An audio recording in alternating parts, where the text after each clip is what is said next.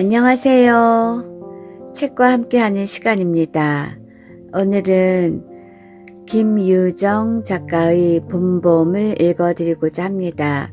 먼저 작가 소개입니다. 김유정 1908년 1월 11일에서 1937년 3월 29일 김유정의 소설은 해학성과 토속성이라는 두 가지 특징을 지닙니다. 우직하고 무능력한 주인공을 내세워 역설적인 웃음을 보여주는 작품에 해학성이 주로 드러난다면 강원도의 깊은 산골을 배경으로 그곳에서 일어나는 일들을 담담하게 그려내는 작품에는 토속성이 드러납니다. 그는 주로 농촌 현실을 제재로 삼되 토착적 유머와 해학을 드러내면서 우리 문학의 새로운 경지를 보여주었습니다.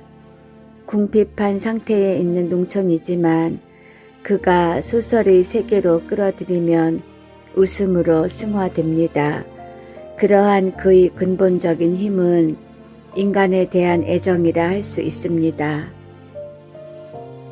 김유정의 소설은 일제 강점기 하의 농촌의 궁핍상과 순박한 생활상을 향토적 정서와 토속적 어휘로 표현함으로써 독자에게 웃음을 안겨줍니다.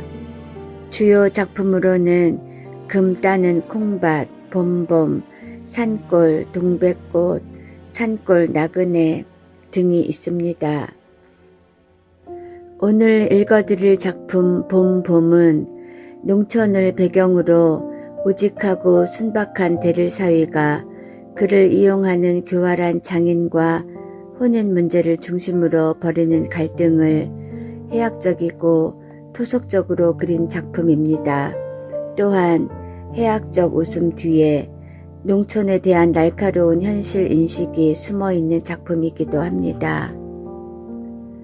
작품 속에서 나는 마을의 구장을 찾아가 자신의 억울함을 호소하지만 구장도 마름인 장인의 땅을 붙이고 있는 이상 그 억울함을 해소해 주지 못합니다. 이는 마름이라는 강자가 머슴이라는 약자를 착취하는 당시의 사회상이 숨겨져 있습니다.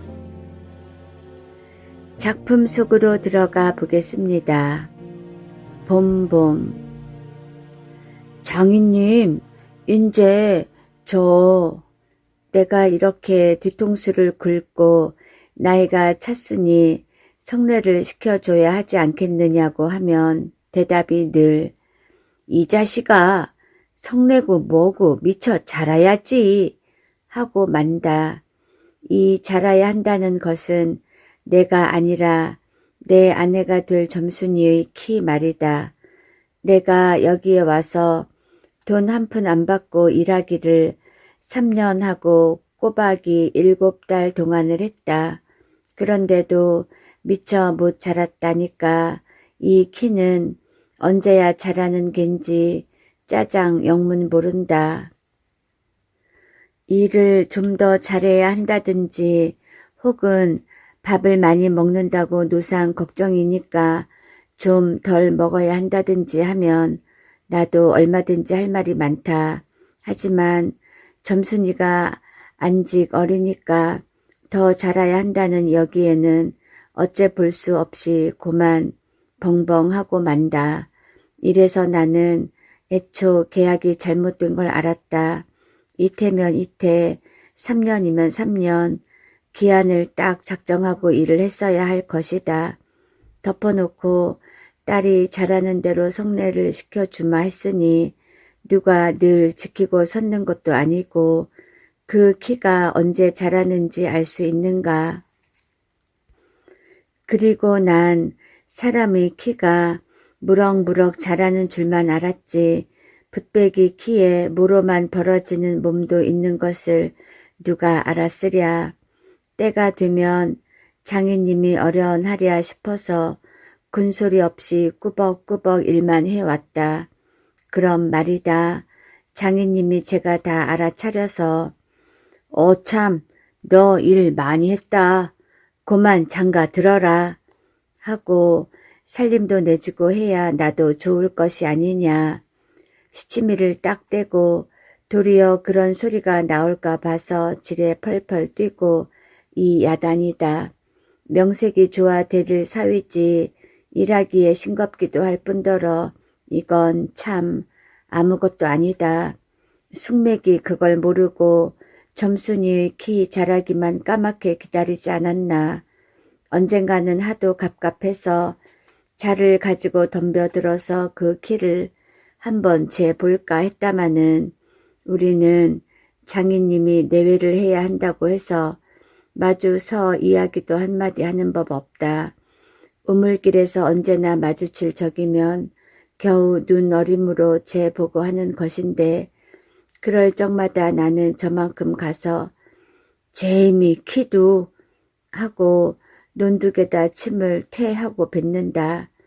아무리 잘 봐야 내 겨드랑 밑에서 너물락 말락 밤낮 요 모양이다. 개돼지는 푹푹 크는데 왜 이리도 사람은 안 크는지 한동안 머리가 아프도록 궁리도 해보았다. 아하, 물동이를 자꾸 이니까 뼈다귀가 움츠러드나 보다 하고 내가 넌짓 그 물을 대신 길어도 주었다. 뿐만 아니라 나무를 하러 가면 선앙당에 돌을 올려놓고 점순이 키 좀 크게 해 줍소사. 그러면 다멘 떡 갖다 놓고 고사 드립조니까 하고 치성도 한두 번 드린 것이 아니다. 어떻게 되먹은 킨지 이래도 막무 가내니 그래 내 어저께 싸운 것이지 결코 장인님이 밉다든가 해서가 아니다. 뭐를 붙다가 가만히 생각을 해보니까 또 싱겁다. 이 벼가 자라서 점순이가 먹고 좀 큰다면 모르지만 그렇지도 못할 걸 내 심어서 뭘 하는 거냐. 해마다 앞으로 축 겁을 지는 장인님의 아랫배를 불리기 위하여 심곤 조금도 쉽지 않다. 아이고 배야. 난 물 붓다 말고 배를 쓰다듬으면서 그대로 눈뚝으로 기어 올랐다. 그리고 겨드랑이에 꼈던 벼 담긴 키를 그냥 땅바닥에 털썩 떨어치며 나도 털썩 주저앉았다. 일이 암만 바빠도 나 배 아프면 고만이니까 아픈 사람이 누가 일을 하느냐. 파릇파릇 돋아오른 풀 한 숲을 뜯어들고 다리의 거머리를 쑥쑥 문대며 장인님의 얼굴을 쳐다보았다. 논 가운데서 장인님도 이상한 눈을 해가지고 한참 날 노려보더니 너 이 자식 왜 또 그래 응?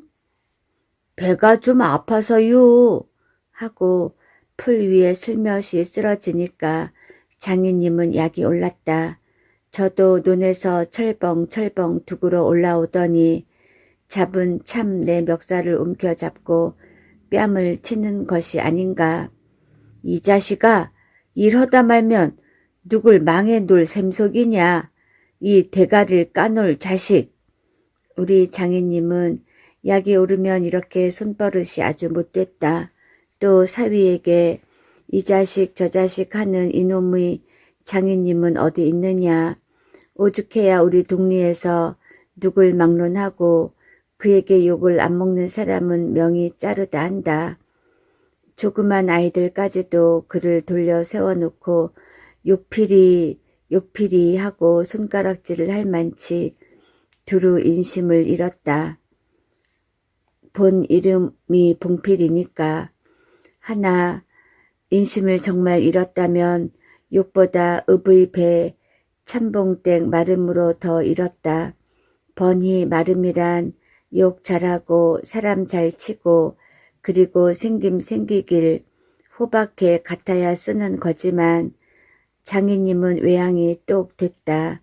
장인에게 닭 말이나 좀 보내지 않는다든가 애벌 논때 품을 좀 안 준다든가 하면 그해 가을에는 영락없이 땅이 뚝뚝 떨어진다. 그러면 미리부터 돈도 먹고 술도 먹이고 안달재신으로 돌아치던 놈이 그 땅을 슬쩍 돌려 앉는다. 이 바람에 장인님 집 외양간에는 눈깔 커다란 황소 한 놈이 절로 엉금엉금 기어들고 동네 사람들은 그 욕을 다 먹어가면서도 그래도 굽신굽신 하는 게 아닌가. 그러나 내겐 장인님이 감히 큰소리할 계제가 못 된다. 들 생각은 못하고 뺨 한 대를 딱 때려놓고는 장인님은 무색해서 덤덤히 쓴 침만 삼킨다. 난 그 속을 퍽 잘 안다. 조금 있으면 갈도 꺾어야 하고 모도 내야 하고 한참 바쁜 때인데 나 일 안 하고 우리 집으로 그냥 가면 고만이니까. 작년 이맘때도 트집을 좀 하니까 늦잠 잔다고 돌멩이를 집어 던져서 자는 놈의 발목을 삐게 해놨다. 사날씩이나 건승 끙끙 알았더니 중당에는 겁한 울상이 되지 않았던가. 얘 그만 일어나 일 좀 해라. 그래야 올 가을에 벼 잘 되면 너 장가들지 않니? 그래 귀가 번쩍 뛰어서 그날로 일어나서 남이 이틀 품 들일 눈을 혼자 삶아 놓으니까 장인님도 눈깔이 커다랗게 놀랐다. 그럼 정말로 가을에 와서 혼인을 시켜줘야 원 경우가 옳지 않겠나. 뱃섬을 척척 들여 쌓아도 다른 소리는 없고 물동이를 이고 들어오는 점순이를 담배통으로 가리키며 이 자식아 미처 커야지 저걸 무슨 혼인을 한다고 그러니 원 하고 남 낯짝만 붉게 해주고 고만이다. 골 김에 그저 이놈의 장인님 하고 대돌에다 메어 꽂고 우리 고향으로 내뺄까 하다가 꾹꾹 참고 말았다. 참말이지 난 이 꼴하고는 집으로 차마 못 간다. 장가를 들러갔다가 오죽 못 났어야 그대로 쫓겨왔느냐고 손가락질을 받을 테니까. 논뚝에서 벌떡 일어나 한풀 죽은 장인님 앞으로 다가서며 난 갈테야유. 그동안 사경 쳐내슈 뭐. 너 사위로 왔지? 어디 머슴살러 왔니? 그러면 얼찐 성례를 해줘야 안 하지유. 밤낮 부려만 먹고 해준다. 글쎄 내가 안 하는 거냐? 그년이 안 크니까. 하고 얼음얼음 담배만 담으면서 하는 소리를 또 늘어놓는다. 이렇게 따져나가면 언제든지 늘 나만 미치고 만다. 이번엔 안 된다 하고 대뜸 구장님한테로 판단 가자고 소매자락을 내끌었다. 아, 이 자식이 왜 이래 어른을. 안 간다고 뻗디디고 이렇게 호령을 제 맘대로 하지만 장인님 제가 내 기운을 못 당한다. 막 부려먹고 딸은 안 주고 게다 땅땅 치는 건 다 뭐야. 그러나 내 사실 참 장인님이 미워서 그런 것은 아니다. 그 전날 왜 내가 새 곡에 맞은 봉우리 화전밭을 혼자 갈고 있지 않았느냐. 밭 가생이로 돌 적마다 야릇한 꽃내가 물컥물컥 코를 찌르고 머리 위에서 벌들은 가끔 붕붕 소리를 친다. 바위 틈에서 샘물 소리밖에 안 들리는 산 골짜기니까 맑은 하늘이 봄볕은 이불 속같이 따스하고 꼭 꿈꾸는 것 같다. 나는 몸이 나른하고 병이 나려고 그러는지 가슴이 울렁울렁하고 이랬다. 말이 마마 이렇게 노래를 하며 소를 부리면 여느 때 같으면 어깨가 으쓱으쓱한다. 웬일인지 밭을 반도 갈지 않아서 온몸이 맥이 풀리고 대구 짜증만 난다. 공연히 소만 드립다 두들기며 안냐 망할 자식의 소 대리를 꺾어들라. 그러나 내 속은 정말 아냐 때문이 아니라 점심을 이고 온 점순이의 키를 보고 우라가 났던 것이다. 점순이는 뭐 그리 썩 예쁜 계집애는 못 된다. 그렇다고 또 개떡이냐 하면 그런 것도 아니고 꼭 내 아내가 돼야 할 만치 그저 툭툭하게 생긴 얼굴이다. 나보다 10년이 아래니까 올해 16인데 몸은 나보다 2살이나 덜 자랐다.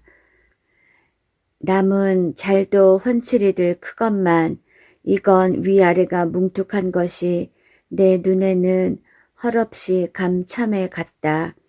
참외 중에는 감참외가 제일 맛좋고 이쁘니까 말이다. 둥글고 커단 눈은 서글서글하니 좋고 좀 지쳐 찢어졌지만 입은 밥술이나 혹혹히 먹음직하니 좋다. 아따, 밥만 많이 먹게 되면 팔자는 고만 아니냐. 헌데 한 가지 파가 있다면 가끔가다 몸이 너무 빨리빨리 논다. 그래서 밥을 나르다가 때없이 풀밭에다 깨박을 쳐 흙투성이 밥을 곧잘 먹인다. 안 먹으면 무안해 할까 봐서 이걸 씹고 앉았노라면 으적으적 소리만 나고 돌을 먹는 겐지 밥을 먹는 겐지. 그러나 이날은 웬일인지 성한 밥채로 반머리에 곱게 내려놓았다. 그리고 또 내외를 해야 하니까 저만큼 떨어져 이쪽으로 등을 향하고 웅크리고 앉아서 그릇 나기를 기다린다. 내가 다 먹고 물러섰을 때 그릇을 챙기는데 난 깜짝 놀라지 않았느냐. 고개를 푹 숙이고 밥 함지에 그릇을 포개면서 날더러 들으라는지 혹은 제 소린지 밤낮 일만 하다 말 텐가? 하고 혼자서 쫑알거린다. 고대 잘 내외하다가 이게 무슨 소린가 하고 난 정신이 얼떨떨했다. 그러면서도 한편 무슨 좋은 수나 없는가 싶어서 나도 공중을 대고 혼잣말로 그럼 어떡해 하니까 성례시켜 달라지 뭘 어떡해 하고 되알지게 쏘아붙이고 얼굴이 빨개져서 산으로 그저 도망질을 친다. 나는 잠시 동안 어떻게 되는 심판인지 맥을 몰라서 그 뒷모양만 덤덤히 바라보았다. 봄이 되면 온갖 초목이 물이 오르고 싹이 트고 한다. 사람도 아마 그런가 보다 하고 며칠 내에 부쩍 자란 듯 싶은 점순이가 여간 반가운 것이 아니다.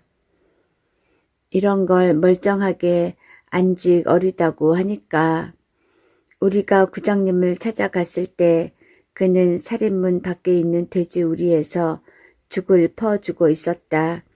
서울을 좀 갔다 오더니 사람은 점잖아야 한다고 윗섬이 양쪽으로 뾰족이 삐치고 그걸 에헴하고 늘 쓰담는 손버릇이 있다. 우리를 멀뚱히 쳐다보고 미리 알아챘는지 왜 일들 허다 말고 그래 하더니 손을 올려서 그 에헴을 한번 후딱 했다. 구장님, 우리 장인님과 처음에 계약하기를. 먼저 덤비는 장인님을 뒤로 떠다 밀고 내가 허둥지둥 달려들다가 가만히 생각하고 아니 우리 빙장님과 춤에 하고 첫 번부터 다시 말을 고쳤다. 장인님은 빙장님 해야 좋아하고 밖에 나와서 장인님 하면 괜스레 골을 내려고 든다. 뱀도 뱀이래야 좋으냐고 창피스러우니 남 듣는 데는 제발 빙장님, 빙모님 하라고 일상 당두짐을 받아오면서 난 그것도 자꾸 잊는다. 당장도 장인님 하다 옆에서 내 발등을 꾹 밟고 곁눈질을 흘기는 바람에야 겨우 알았지만 구장님도 내 이야기를 자세히 듣더니 퍽 딱한 모양이었다. 하지만 구장님뿐만 아니라 누구든지 다 그럴 게다.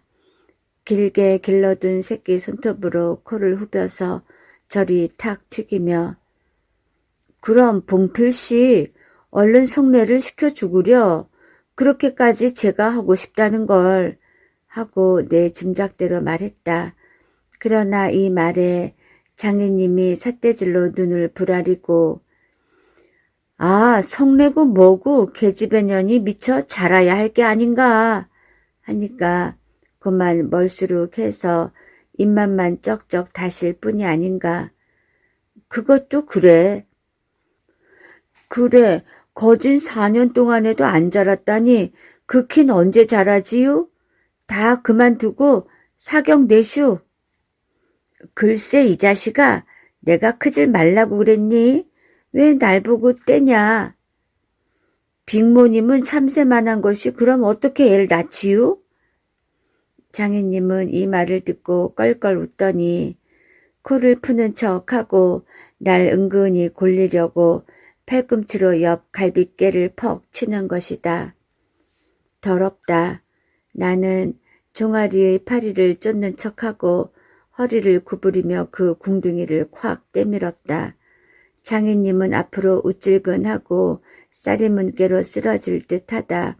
몸을 바로 고치더니 눈총을 몹시 쏘았다. 이런 상년의 자식 하곤 싶으나 남의 앞이라서 차마 못하고 섰는 그 꼴이 보기에 퍽 징그러웠다. 그러나 이 밖에는 별반 신통한 귀정을 얻지 못하고 도로 논으로 돌아와서 모를 부었다. 왜냐면 장인님이 뭐라고 귓속말로 수근수근 하고 간다. 구장님이 날 위해서 조용히 데리고 아래와 같이 일러주었기 때문이다. 자네 말도 하기야 옳지. 아, 나이 찼으니 아들이 급하다는 게 잘못된 말은 아니야. 하지만 농사가 한창 바쁜 때 일을 안 한다든가 집으로 달아난다든가 하면 손해죄로 그것도 징역을 가거든. 왜 요전에 산포 말서 산에 불 좀 놓았다고 징역 간 거 못 봤나? 제 산에 불을 놓아도 징역을 가는 이땐데 남의 농사를 버려주니 죄가 얼마나 더 중한가? 그리고 자넨 정장 간대지만 그러면 괜시리 죄를 들쓰고 들어가는 걸세. 결혼도 그렇지. 법률에 성년이란 게 있는데 21가 돼야지 비로소 결혼을 할 수가 있는 걸세. 자넨 물론 아들이 늦을 걸 염려하지만 점순이로 말하면 이제 겨우 16이 아닌가. 그렇지만 아까 빙장님의 말씀이 올 가래는 열일을 제치고라도 성례를 시켜주겠다 하시니 좀 고마울 겐가. 빨리 가서 뭐 붙든 거나 마저 붙게. 군소리 말고 어서 가. 그래서 오늘 아침까지 끽소리 없이 왔다. 장인님과 내가 싸운 것은 지금 생각하면 전혀 뜻밖의 일이라 안 할 수 없다. 장인님으로 말하면 요즘 막 자긴들에게 행세를 좀 하고 싶다고 해서 돈 있으면 양반이지 별게 있느냐 하고 일부러 아랫배를 쑥 내밀고 걸음도 뒤틀리게 걷고 하는 이 판이다. 이까지 낮쯤 두들기다 남의 땅을 가지고 모처럼 닦아놓았던 가문을 망친다든가 할 어른이 아니다. 또 나로 논지면 아무쪼록 잘 뵈서 점순이에게 얼른 장가를 들어야 하지 않겠느냐. 이렇게 말하자면 결국 어젯밤 뭉태네 집에 마실 간 것이 썩 나빴다. 낮에는 구장님 앞에서 장인님과 내가 싸운 것을 어떻게 알았는지 대구 빈정거리는 것이 아닌가. 그래, 맞고도 그걸 가만둬? 그럼 어떡하니? 임마, 봉피를 모판에다 거꾸로 박아놓지 뭘 어떡해 하고 괜히 내 대신 화를 내가지고 주먹질을 하다 등장까지 쳤다. 놈이 본시 괄괄은 하지만 그래놓고 날더러 석유값을 물라고 막 지따위를 붓는다. 난 어안이 벙벙해서 잠자코 앉아있으니까 저만 연신 짓거리는 소리가 밤낮 일만 해주고 있을 테냐? 영득이는 1년을 살고도 장가를 들었는데 넌 4년이나 살고도 더 살아야 해? 네가 세 번째 사위인 줄이나 아니? 세 번째 사위. 남의 일이라도 분하다. 이 자식아 우물에 가 빠져 죽어. 나중에는 겨우 손톱으로 목을 따라고까지 하고 제 아들같이 함부로 훅닥이었다. 별의 별 소리를 다 해서 그대로 옮길 수는 없으나 그 줄거리는 이렇다. 우리 장인님 딸이 셋이 있는데 맏딸은 재작년 가을에 시집을 갔다. 정말은 시집을 간 것이 아니라 그 딸도 대를 사위를 해 가지고 있다가 내보냈다. 그런데 딸이 10살 때부터 19, 즉 10년 동안에 대를 사위를 갈아들이기를 동리에선 사위 부자라고 이름이 났지만은 열 놈이란 참 너무 많다. 장인님이 아들은 없고 딸만 있는 고로 그다음 딸을 대를 사위를 해올 때까지는 부려먹지 않으면 안 된다.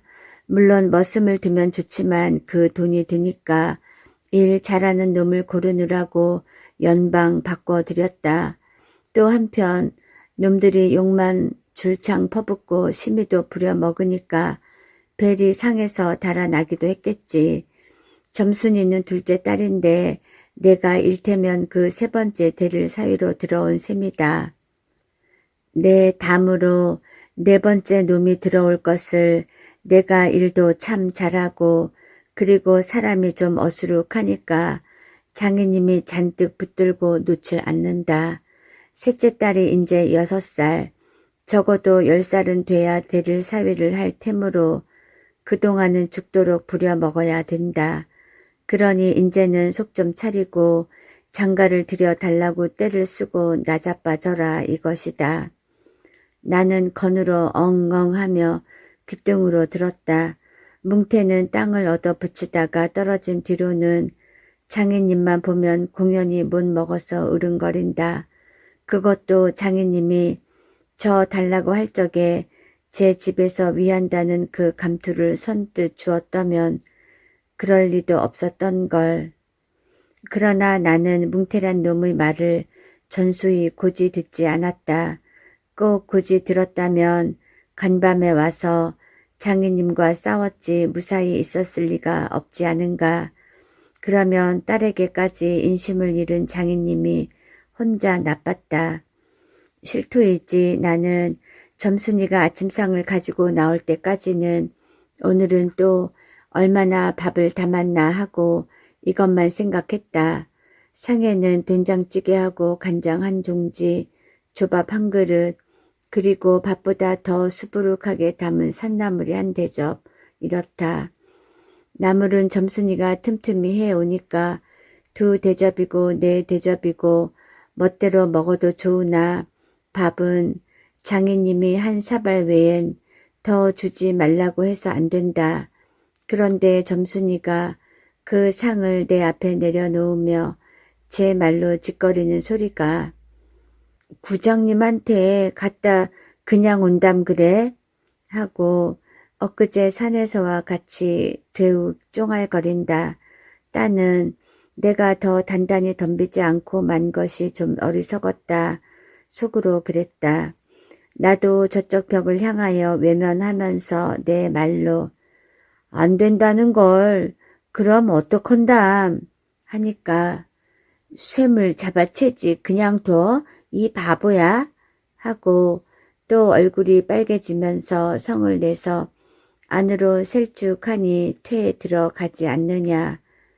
이때 아무도 본 사람이 없었기 망정이지 보았다면 내 얼굴이 애미 잃은 황새 새끼처럼 가엾다고 했을 것이다. 사실 이때만치 슬펐던 일이 또 있었는지 모른다. 다른 사람은 암만 못생겼다 해도 괜찮지만 내 아내 될 점순이가 병신으로 본다면 참 신세는 따분하다. 밥을 먹은 뒤 지게를 지고 일터로 가려 하다 도로 벗어 던지고 바깥 마당 공석 위에 들어 누워서 나는 차라리 죽는 이만 갖지 못하다 생각했다. 내가 일 안 하면 장인님 저는 나이가 먹어 못하고 결국 농사 못 짓고 만다.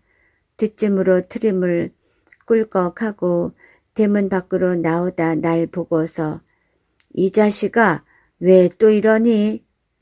관격이 났어유. 아이고 배야. 기껏 밥 처먹고 나서 무슨 관격이야? 남의 농사 버려주면 이 자식아 징역 간다. 봐라. 가도 좋아요. 아이고 배야. 참말 난 일 안 해서 징역 가도 좋다 생각했다. 이루 아들을 낳아도 그 앞에서 바보 바보 이렇게 별명을 들을 테니까 오늘은 열쪽이 난데도 결정을 내고 싶었다. 장인님이 일어나라고 해도 내가 안 일어나니까 눈에 독이 올라서 저편으로 힝하게 가더니 찌개 막대기를 들고 왔다. 그리고 그걸로 내 허리를 마치 돌 떠넘기듯이 쿡 찍어서 넘기고 했다. 밥을 잔뜩 먹어 딱딱한 배가 그럴 적마다 퉁겨지면서 벨 창이 꼿꼿한 것이 여간 캥기지 않았다. 그래도 안 일어나니까 이번에는 배를 지게 막대기로 위에서 쿡쿡 찌르고 발길로 옆구리를 차고 했다. 장인님은 원체 심술이 굳어서 그러지만 나도 저만 못하지 않게 배를 채웠다. 아픈 것을 눈을 꽉 감고 넌 해라 난 재밌단 듯이 있었으나 볼기짝을 후려갈길 적에는 나도 모르는 결에 벌떡 일어나서 그 수염을 잡아챘다마는 내 골이 난 것이 아니라 정말은 아까부터 부엌 뒤 울타리 구멍으로 점순이가 우리들이 꼴을 몰래 엿보고 있었기 때문이다. 가뜩이나 말 한마디 톡톡히 못한다고 바보라는데 매까지 잠자코 맞는 걸 보면 짜장 바보로 알 게 아닌가. 막 때려도 좋지만 사정 보아서 수염만 채고 저기까지 잘 들리도록 이걸 까셀라 보다 두들겨 팰까 보다 하고 소리를 쳤다. 장인님은 더 약이 바짝 올라서 잡은 참지게 막대기로 내 어깨를 그냥 내리갈겼다. 정신이 다 아찔하다. 다시 고개를 들었을 때 그때엔 나도 온몸에 약이 올랐다. 이 녀석의 장인님을 하고 눈에서 불이 펑 나서 그 아래 밭 있는 낭떠러지 아래로 그대로 떠밀어 굴려버렸다. 조금 있다가 장인님이 싹씩 하고 한번 해보려고 기어오르는 걸 얼른 또 때밀어 굴려버렸다.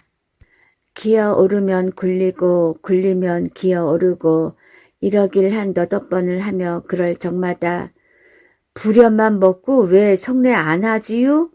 나는 이렇게 호령했다. 하지만 장인님이 선뜻 오냐 내리라도 성례시켜주마 했으면 나도 성가신 걸 그만두었을지 모른다. 나야 이러면 때린 건 아니니까 나중에 장인 쳤다는 누명도 안 들을 터이고 얼마든지 해도 좋다. 한 번은 장인님이 헐떡헐떡 기어서 올라오더니 내 바지가랑이를 요렇게 노리고서 단박 움켜잡고 매달렸다. 악 소리를 치고 나는 그만 세상이 다 팽그르 도는 것이 빙장님 빙장님 이 자식 잡아먹어라 잡아먹어. 할아버지 살려줍쇼 할아버지 하고 두 팔을 허둥이둥 내절 적에는 이마에 진땀이 쭉 내솟고 인젠 참으로 죽나보다 했다. 그래도 장인님은 놓질 않더니 내가 기어이 땅바닥에 쓰러져서 거진 까무러치게 되니까 놓는다. 더럽다 더럽다. 이게 장인님인가. 나는 한참을 못 일어나고 쩔쩔맸다. 그러나 얼굴을 드니 사지가 부르르 떨리면서 나도 엉금엉금 기어가 장인님의 바지가랑이를 꽉 움키고 잡아 낚았다. 내가 머리가 터지도록 매를 얻어맞은 것이 이 때문이다. 그러나 여기가 또한 우리 장인님이 유달리 착한 곳이다. 여느 사람이면 사경을 주어서라도 당장 내쫓았지.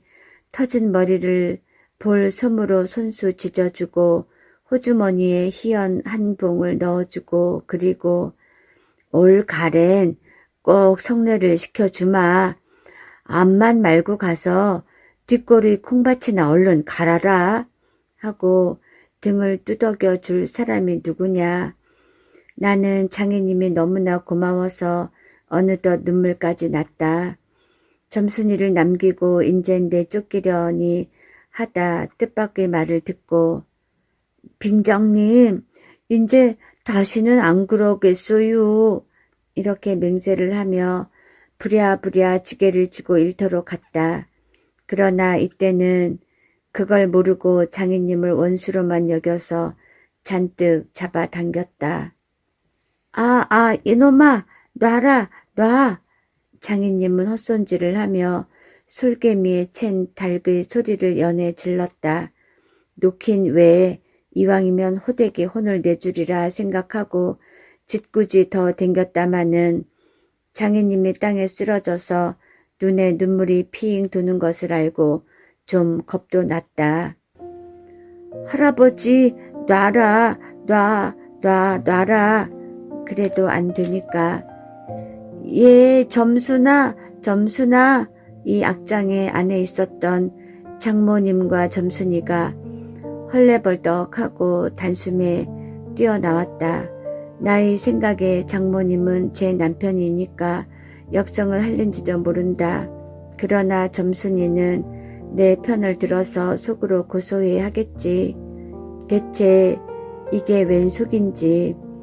아버지를 혼내주기는 제가 내려놓고 이제 와서는 달겨들며 애끄머니 이 망할 게 아버지 죽이네 하고 내 귀를 뒤로 잡아당기며 마냥 우는 것이 아니냐.